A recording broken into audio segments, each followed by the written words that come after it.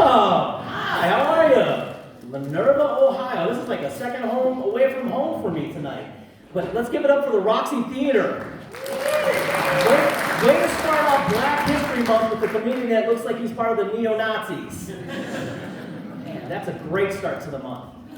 Oh, I mean, I get it. I understand I look like the guy that kidnapped the chipmunks. Yeah, I had one person last time told me I look like that cartoon kid who survived cancer and grew up Caillou. Man, but I'm looking out at you guys and I see that your fashion is fully invested in being completely influenced by chess and checkers. Some of you will be playing some games after the show, yeah? That's good, I like games. I just found out that my divorce is going to be final in about 2 weeks. We will have been married 233,823,711 seconds when it's all done. But who's counting? Yeah, thank you, by the way, for all that compassion. You know, Valentine's Day is just around the corner. Appreciate it. But you know what? I knew that my marriage would end in divorce at some point. I'm one of those guys that married out of my league. And you know, when you marry out of your league, it's for one of a couple of reasons, right? First reason, you've got a big package.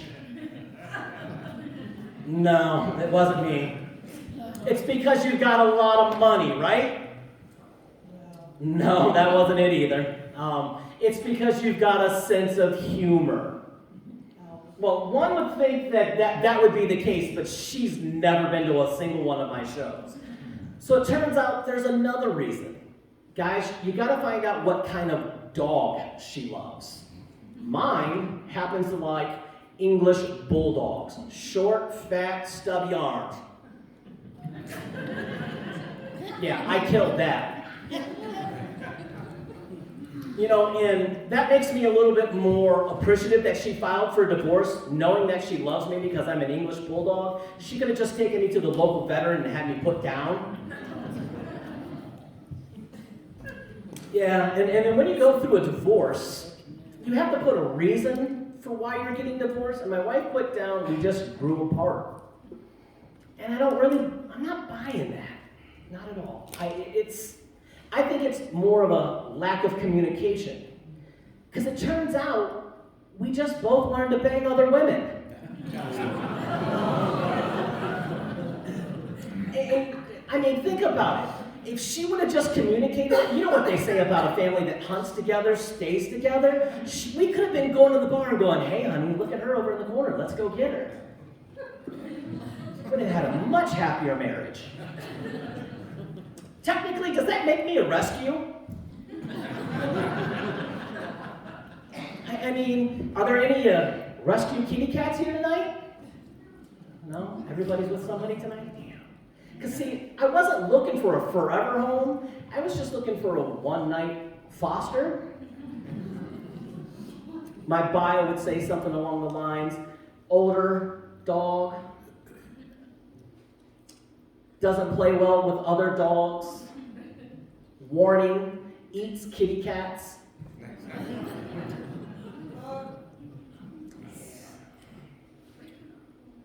And you know, I'm on the wrong side of 40 to be dating. I don't understand this new technology. Like, what happened to used to going out to the bar or getting set up with a friend, and everybody wants to do it through an app now today. You've got Hinge, or more like Cringe, Tinder, Bumble, you know. And every profile that you read on there, all of these women are just reading, I've got a job, I pay my own bills, I got my own car. Ladies, it's hard enough to tell whether a woman is a woman or a man. Stop posting your profile as an average man. But I did go on a date the other day. I went out with a nurse. Hello, nurse. And she had a tattoo, and I'm infatuated with tattoos. Now, this wasn't like a standard girly girl tattoo. It wasn't like she had a little heart or a butterfly. Hell, she didn't even have a tramp stamp, okay? She had hash marks that ran all the way down her finger. And she catches me staring at it, and she's like, it's not what you think. It's for measuring wounds and lacerations. Okay, I can see that, because I was thinking it was going to be like Cedar Point and you had to be this big in order to ride the ride. Thank God she had small hands. This one girl I used to date, she liked to read those girly magazines. Not those girly magazines. I'm talking about those ones that you would read that are supposed to make you feel better about yourself, but don't. You know, Cosmo, Vogue, 16. Yeah, I can tell who was reading it just by that little chuckles there. But she's reading this article about women's underwear. And the article states that a man can tell a woman's personality by the type of underwear she wears. So if she likes to go out and party and have a good time, she wears thong underwear. Okay? If she stays home, cooks, and cleans, she wears granny panties.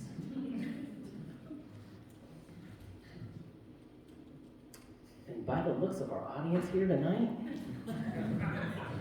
we got a lot of clean houses. I'm talking Pine Saw clean houses here tonight. Hell, I'm pretty sure there's a couple furniture still wrapped in plastic clean houses here tonight. Anyways. The article states that if a man can find a woman that wears both kind of underwear, you have found the perfect housewife. And she's like, oh, I'm the perfect housewife. I wear both kinds of... Honey, what's it say in the article about a woman that wears granny panties and it looks like a thong?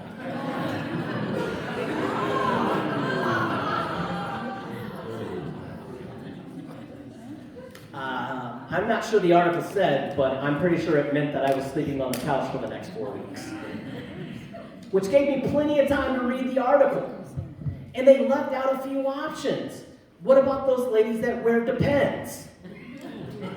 I get it, it would make for a crappy article. But what about those ladies that don't wear any panties? What would the article call them? Ma'am, you look like you've got experience in this category. What do they call you? Never mind, it doesn't matter. And I'm sure the woman that wrote this article was a very nice lady. So what would all you nice ladies call a woman that doesn't wear any panties? Normal?